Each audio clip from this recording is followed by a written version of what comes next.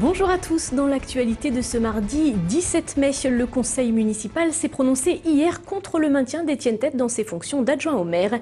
L'élu Europe Écologie Les Verts s'était déjà vu retirer sa délégation au cadre de ville il y a un peu moins d'un an et demi. La majorité a approuvé cette décision de Gérard Collomb à l'exception de 5 des 8 élus écologistes. Étienne Tête a sans doute payé son opposition au maire, notamment au sujet du Grand Stade.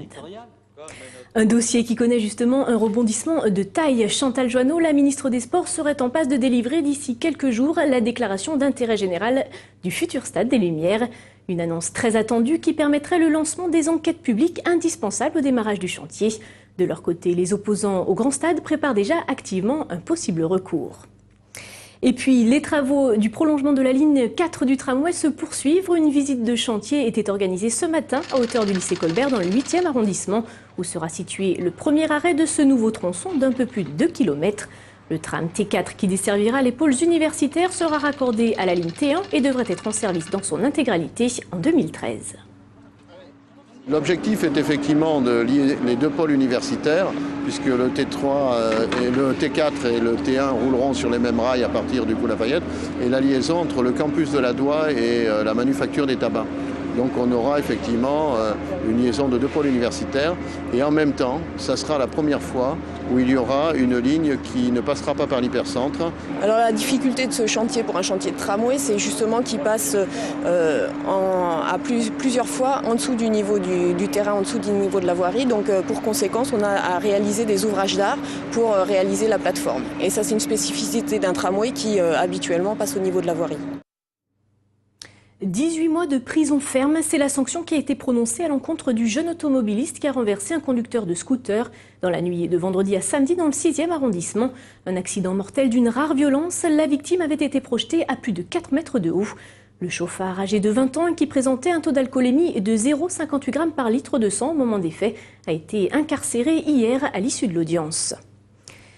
Quelle librairie pour demain? C'est la question que se sont posées les professionnels du livre hier et dimanche lors des premières rencontres nationales de la librairie qui se tenaient à l'ENS en présence de Frédéric Mitterrand, le ministre de la Culture.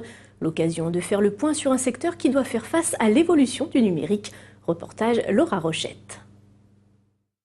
Quelle librairie pour demain? C'était la question primordiale traitée dimanche et lundi pendant les rencontres nationales de la librairie.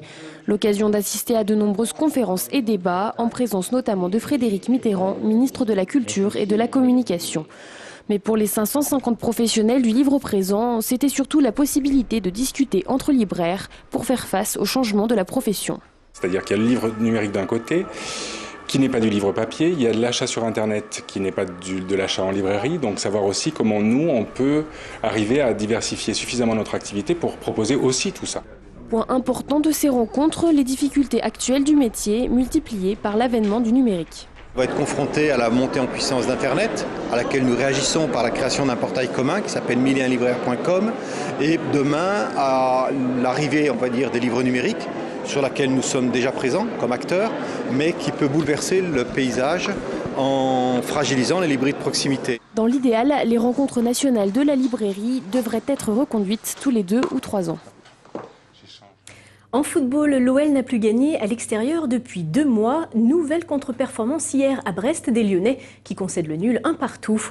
Lyon est toujours 3e mais avec seulement 2 points d'avance sur Paris qui joue demain soir. Les hommes de Claude Puel n'ont donc plus leur destin entre les mains. Les explications de David Segal. Humilié à Auxerre lors de son précédent match, l'OL devait réagir, mais le sursaut d'orgueil, lui, n'a pas eu lieu. Hier soir, face à Brest, les hommes de Claude Puel ne sont parvenus à ramener qu'un seul point. L'OL était pourtant bien rentré dans le match avec l'ouverture du score sur une tête d'Ederson. Au retour des vestiaires, Lyon tient bon avant de se faire rattraper 1-1, score final. Un point synonyme d'interrogation désormais. En effet, les Lyonnais ont peut-être manqué une bonne occasion de distancer le Paris Saint-Germain dans la course à la 3e place. À 2 points seulement de l'OL au classement, le PSG peut repasser devant en gagnant demain à Bordeaux. Mais quand il n'est pas à Gerland, l'Olympique lyonnais trébuche. En effet, les Lyonnais n'ont pas gagné à l'extérieur depuis le 12 mars dernier. C'était à Sochaux. Et en 5 déplacements, l'OL n'a ramené que 2 points. Samedi, l'Olympique lyonnais disputera son dernier match à domicile contre Caen pour l'avant-dernière journée du championnat. Une fin de saison sous la menace du PSG si l'OL ne montre pas un meilleur visage. C'est la fin de cette édition, merci de l'avoir suivi. À 18h05, retrouvez Popcorn, le magazine cinéma de TLM préparé par Eleonore Blackden. Retour de l'info dès 17h pour le 3 minutes chrono. Excellente journée à tous.